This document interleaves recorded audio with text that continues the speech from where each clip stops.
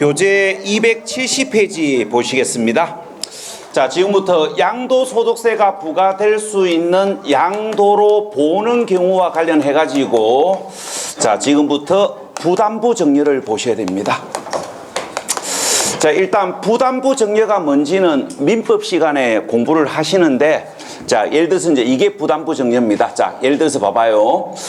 갑이 7억짜리 부동산을 보유하고 있고, 갑의 부동산에 갑의 채무가 4억이 설정된 상태에서 우리가 이제 갑의 채무 4억을 자, 을이 대신 부담하는 조건으로 갑이 을에게 정려를 했을 때 이게 우리가 법률 행위로 부담부 정려예요.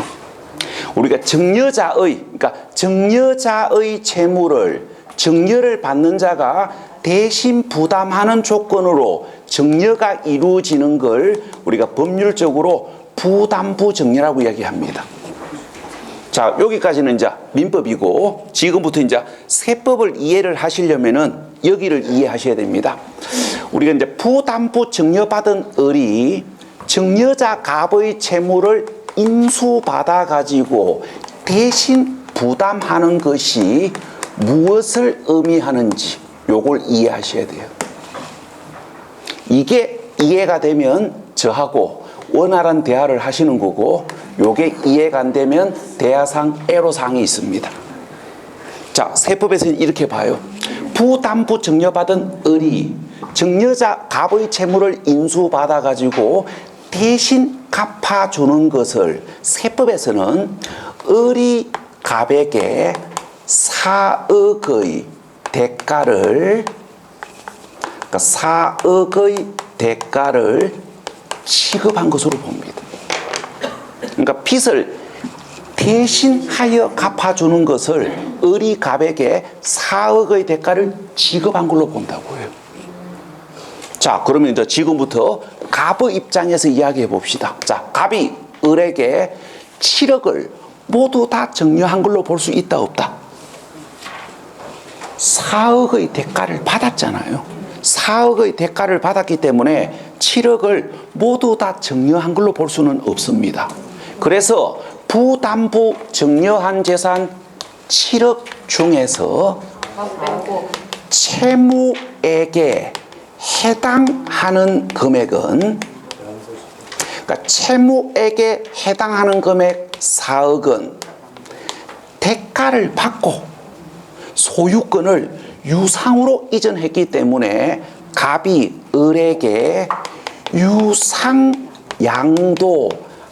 것으로 보고, 부담부 정려한 재산 7억 중 채무액을, 그러니까 채무액에 해당하는 금액을 제외한 금액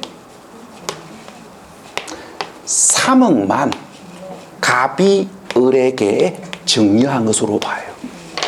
그래서 을에게는 외형적으로는 7억을 정려받았지만 실질적으로는 3억밖에 정려를 안 받았기 때문에 을에게는 7억에 대한 정려세를 부과하는 게 아니고 3억에 대한 정려세를 부과합니다. 자, 그런데 이제 요게 단서 조건이 붙습니다. 요게 단서 조건이 붙어요. 자, 여기 이제 단서가 붙습니다. 그러나 배우자 또는 직계 좀비속 사이의 부담부 정려인 경우에는, 자, 지금부터 이제 조건을 바꿔볼게요.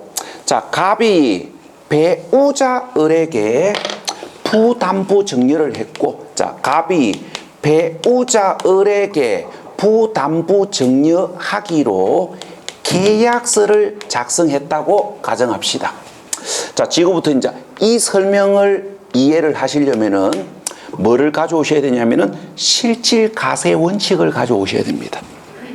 자, 지금부터 실질가세 원칙을 생각하셔야 됩니다. 자, 양도소득세는 실질가세를 원칙으로 하기 때문에 공부상 현황을 보고 판단하시면 안 되고 사실상 현황, 실제 현황을 보셔야 됩니다. 자, 그럼 지금부터 공부상 현황을 보지 말고 사실상 현황, 실제 현황을 보십시오. 무슨 말이냐면은 갑하고 배우자 을이 작성한 부담부 정려 계약서를 보고 판단하시면 안 되고 배우자 을이 배우자 갑의 채무 3억을 실제로 인수받아서 실제로 대신 부담하는지 실제 현황을 생각하시라고요. 자, 배우자 을이 배우자 갑의 채무를 실제 인수받아서 실제 대신 부담한 걸로 볼 수 있다, 없다. 자, 감이 잘 안 오시면 자, 이렇게 이야기해 볼게요. 여러분들이 배우자 을이라면은 배우자 갑 빚 4억 대신 갚아줄 돈 있습니까? 그 돈 있으면 혼자 살지. 대신 갚아줄 돈이 없어요. 통장 잔고 얼마 있습니까? 저는 마이너스 나 있습니다, 지금. 꼭 봐요. 대다수 일반인들은 배우자 빚을 대신 갚아줄 돈이 없어요. 그럼 이거 뭐 한 거예요? 둘이 쇼하는 거지. 둘이 쇼하는 거예요.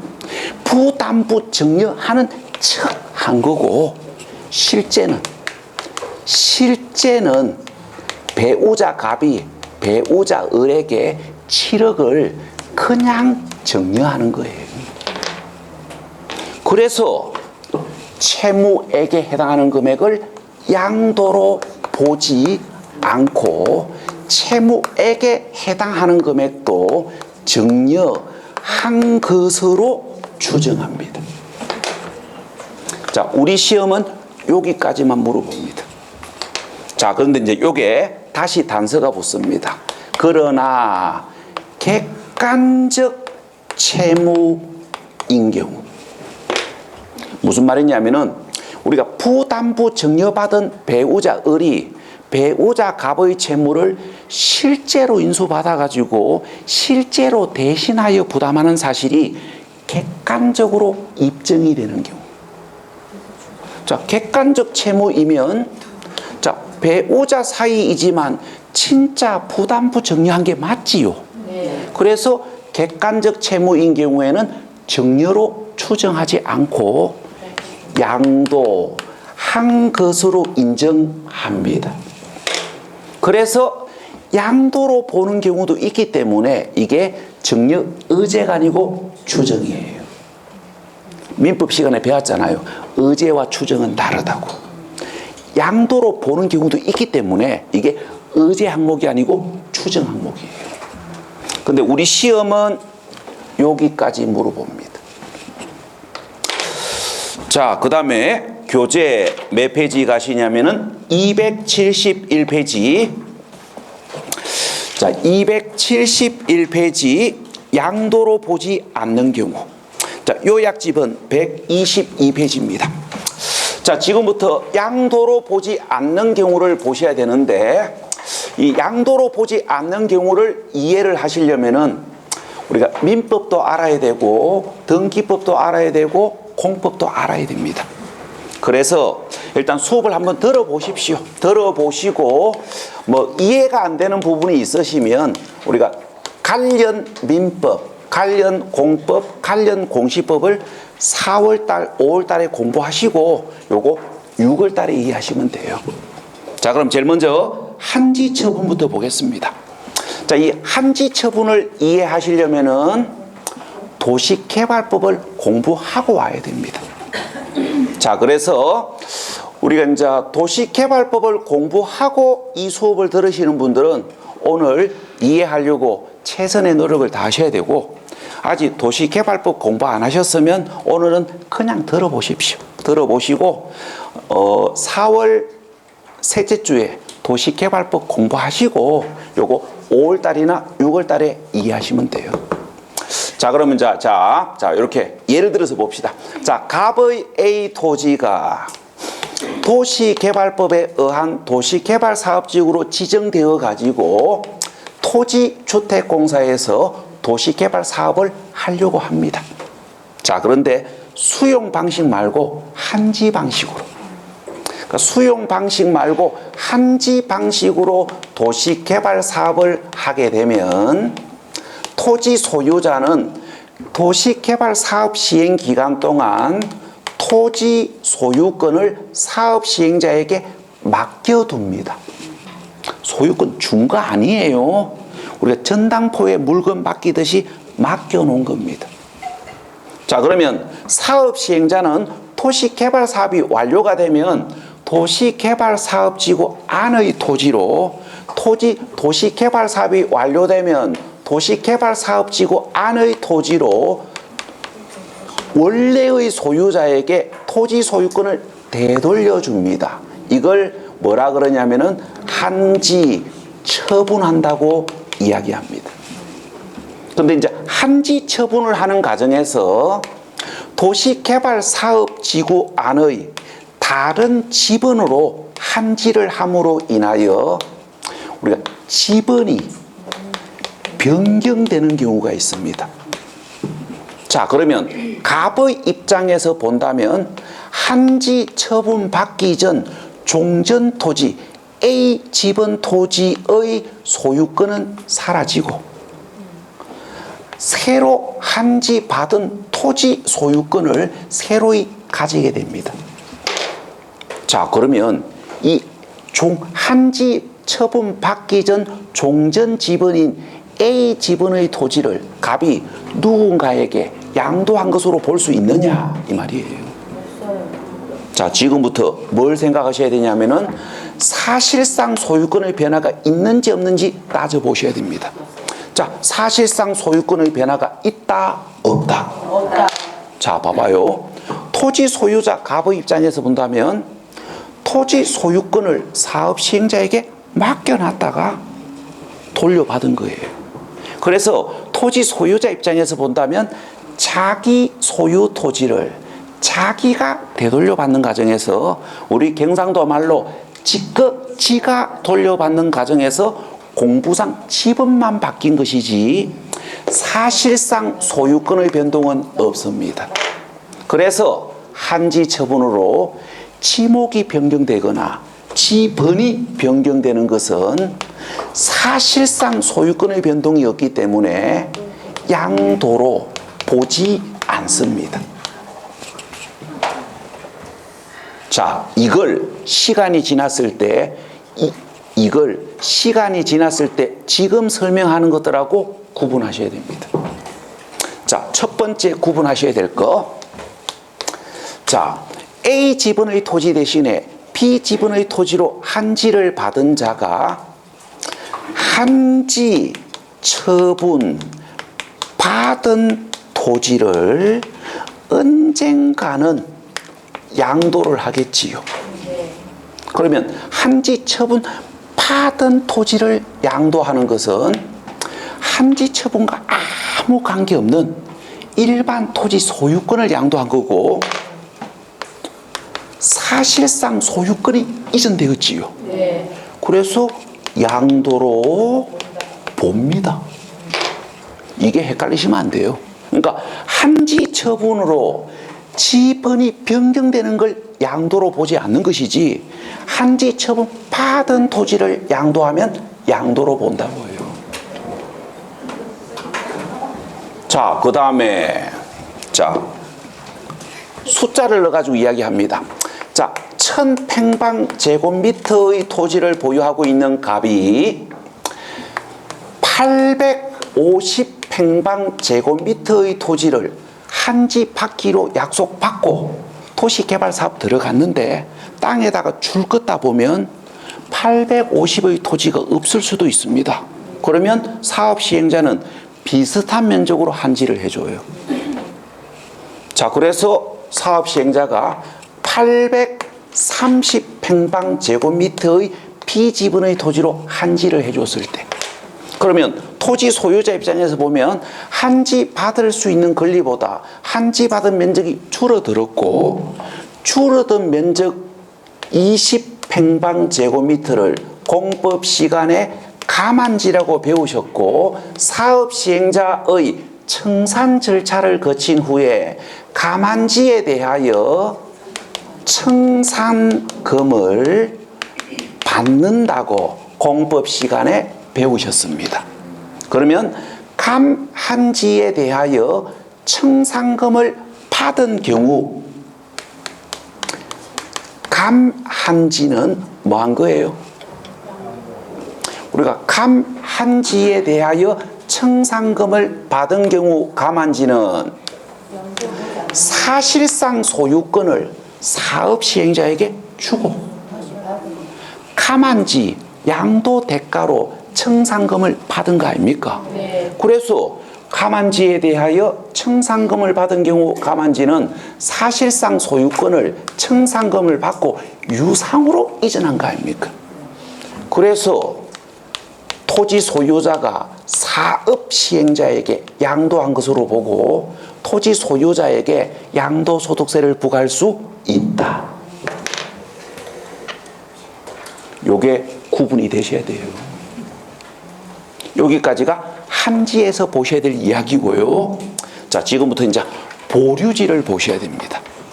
자, 1000평방제곱미터의 토지를 보유하고 있는 갑이 850을 한지 받기로 약속받고 150평방제곱미터의 토지를 사업 시행자에게 보류지로 제공했을 때, 자, 보류지로 제공된 토지를 토지 소유자가 사업 시행자에게 양도한 것으로 볼 수 있느냐 이 말입니다.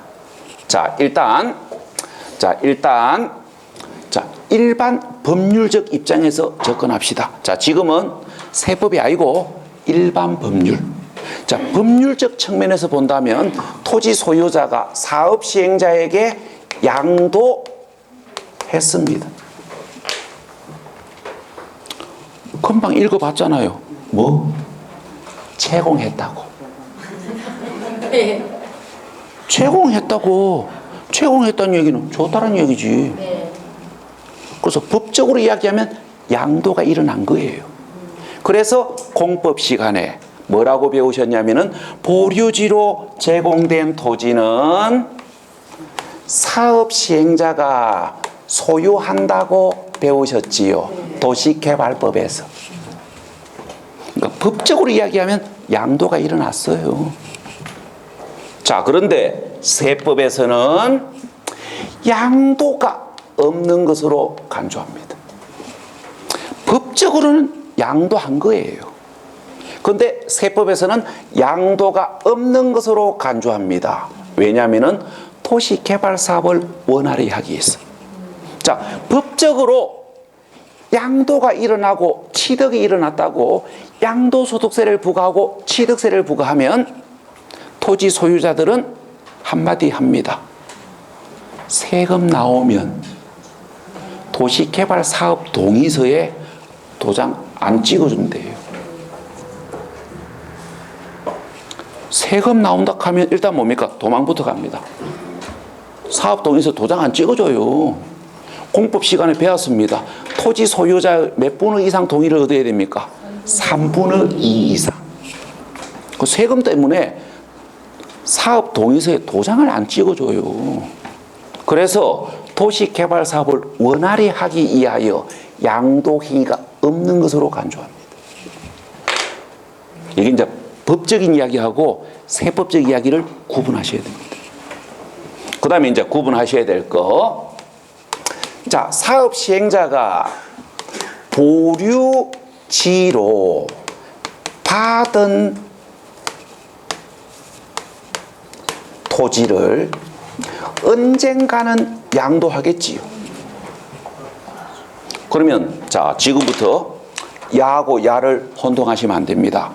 토지 소유자가 사업 시행자에게 보류지로 제공한 토지를 양도가 없는 것으로 간주하는 것이지, 사업 시행자가 토지 소유자로부터 보류지로 받은 토지를 양도하면 양도로 봅니다. 요게 헷갈리시면 안 돼요. 여기까지가 한지 보류지에서 보실 이야기입니다. 헷갈리시면 안 돼요. 자, 그 다음에 교재 272페이지 양도담보. 자, 양도담보가 뭔지는 공시법 시간에 공부합니다. 자, 공시법 시간에 공부를 하는데, 자, 이게 양도담보 아닙니까? 자, 갑이 소유하고 있는 부동산을 을에게 자, 담보로 제공을 하는데, 자, 우리가 저당권 설정 등기를 통해서 담보 제공하는 게 가장 보편적인 방법이고요. 근데 이제 양도담보는 이거예요. 저당권 설정 등기를 하는 게 아니고, 우리가 이제 일단 기본 개념은 이렇게 됩니다. 우리가 채무 미이행 시 담보물을 채권자에게 양도하는 조건으로 담보를 제공하는 거, 이게 뭡니까? 양도담보예요. 쉽게 말하면 이겁니다. 빌린 돈 못 갚으면 담보물을 채권자에게 양도하는 조건으로. 그러니까 빌린 돈 못 갚으면 담보물 넣어줄게. 이게 양도담보입니다. 자, 그럼 지금부터 공시법 시간에 배운 이야기를 가져오십시오. 양도담보 형식으로 담보를 제공하게 되면 등기부상 어떤 변화가 일어납니까? 등기부상 어떤 변화가 일어나요? 자, 갑이 을에게 담보로 제공하기로 약속한 부동산을 채권자 명의로 소유권 이전 등기를 하고, 소유권을 준 게 아니고 담보로 제공했다라는 걸 표시하기 위하여 양도담보 가등기를 병행합니다. 여기까지는 공시법입니다. 자, 그럼 지금부터 민법 실력을 또 발휘해야 됩니다. 자, 지금부터 민법 실력 발휘해 보십시오. 자, 채권자 을은 이 부동산을 임의로 매매할 수 있다, 없다? 없다. 채권자 을의 이름으로 등기되어 있습니다. 을의 이름으로 등기되어 있으니까 을이 임의로 이걸 팔 수 있냐고요? 못 팝니다. 왜? 가등기가 되어 있기 때문에.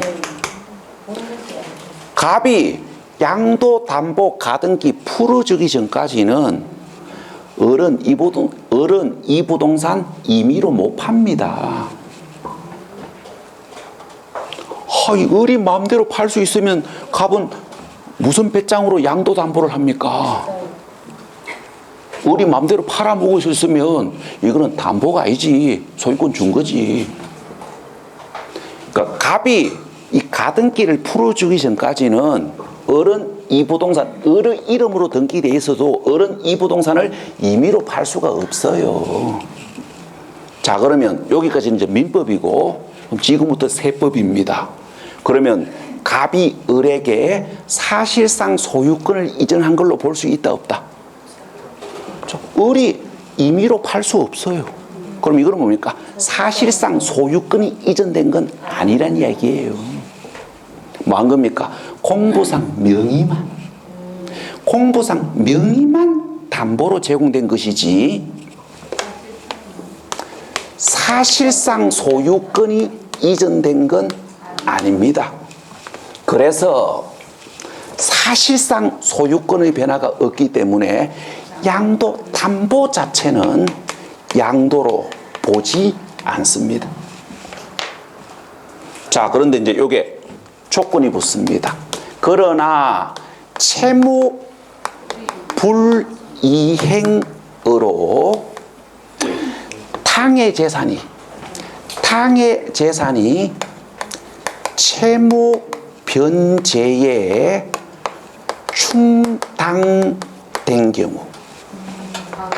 자, 무슨 말이냐면은 빌린 돈을 못 갚았습니다. 그러면 아까 뭐라고 약속했습니까? 담보물을 채권자에게 양도하기로 약속을 했잖아요. 그래서 채무 불이행으로 담보물을 채권자에게 넘겼다고요. 자, 그걸 우리가 보편적 말로 이야기하면 담보물 가지고 빚 갚은 겁니다. 유식하게 이야기하면 대물 변제한 거예요.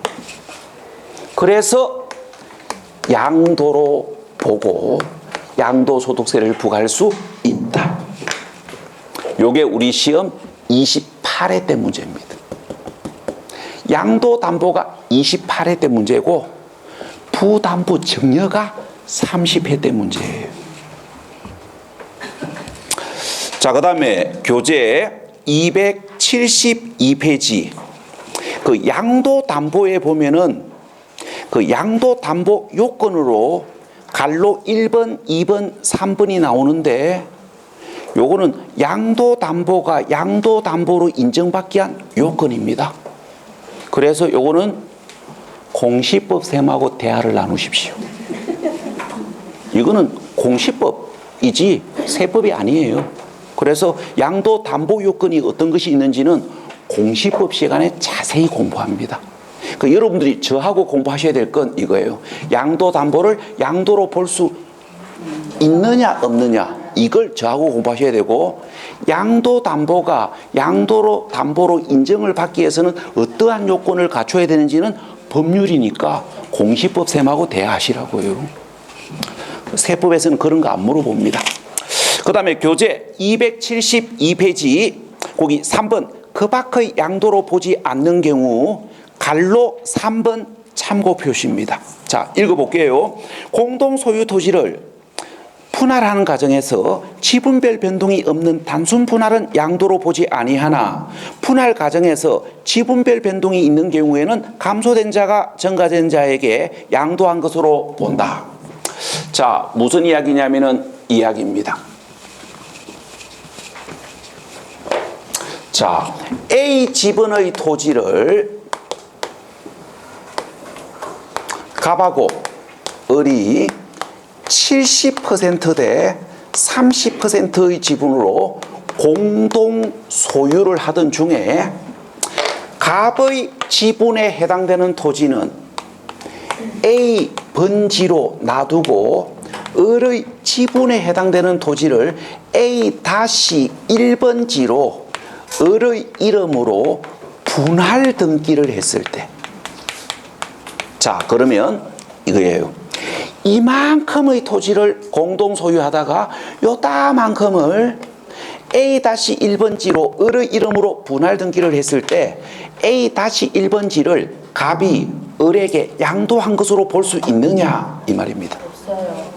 자, 양도로 볼 수 있느냐 없느냐는, 자, 정확하게 이야기하면 원래의 소유 지분대로 단순히 분할만 했느냐, 원래의 소유 지분과 다르게 분할했느냐에 따라 다르다. 그러니까 원래의 소유 지분대로 70대 30으로 단순히 분할만 했다면 공부상 소유권만 분할되었을 뿐이지 사실상 소유권의 변화는 없기 때문에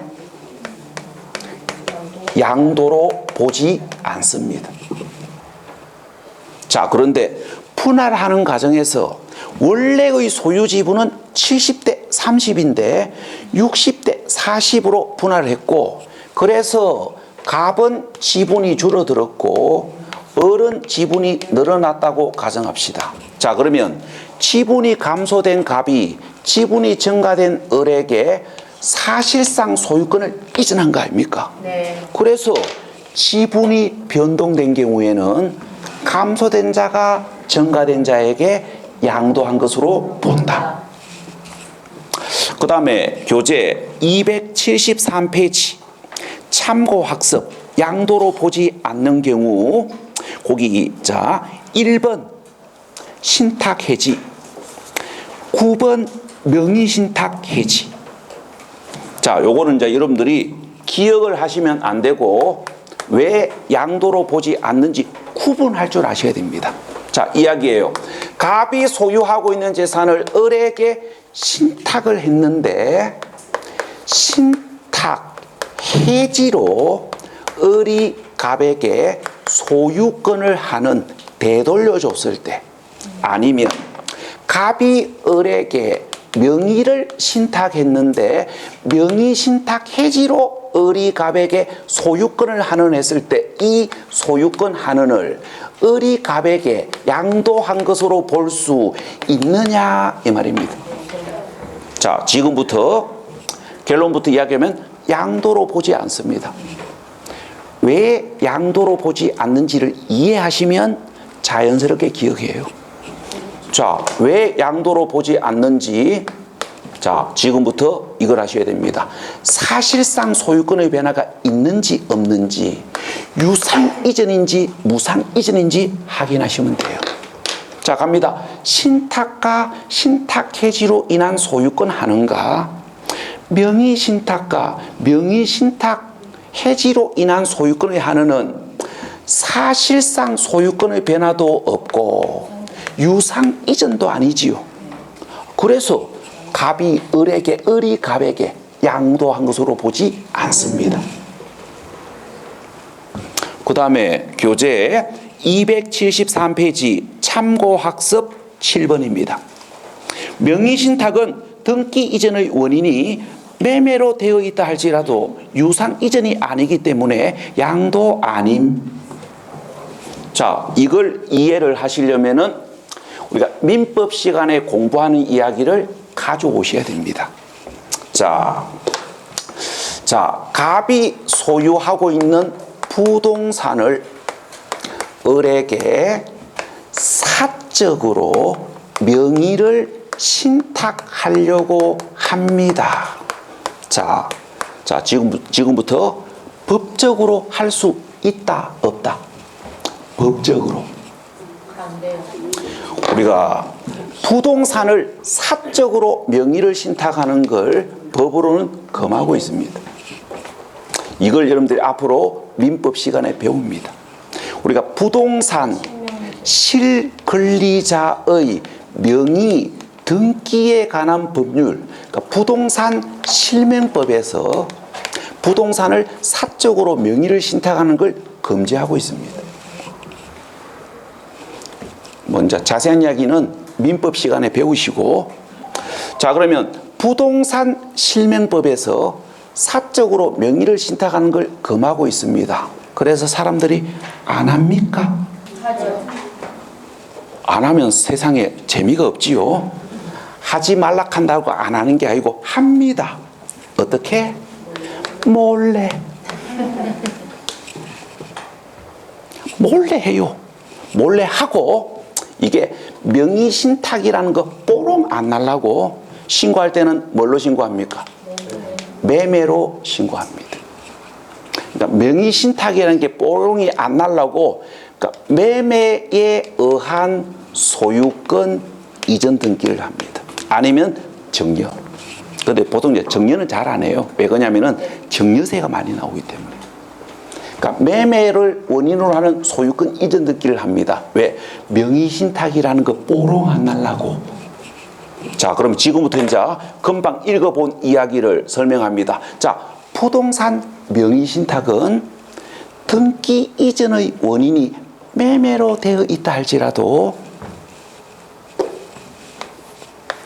실제 대가를 받은 건 아니지요. 네. 유상 이전한 게 아니잖아요. 그래서 양도로 보지 않습니다. 왜? 양도는 유상 이전이야 양도로 보거든요. 자, 그 다음에 참고학습 2번입니다. 우리가 매매 원인 무효소에 의하여 그 매매 사실이 원인 무효로 판시되어 하는 된 경우에는 양도로 보지 않습니다. 자, 왜 그런지 그 이유를 설명하고 오늘 수업 마칩니다. 자, 갑이 소유하고 있는 부동산을 을에게 조건부로 매매를 했습니다. 그 조건은 이렇습니다. 그 조건은,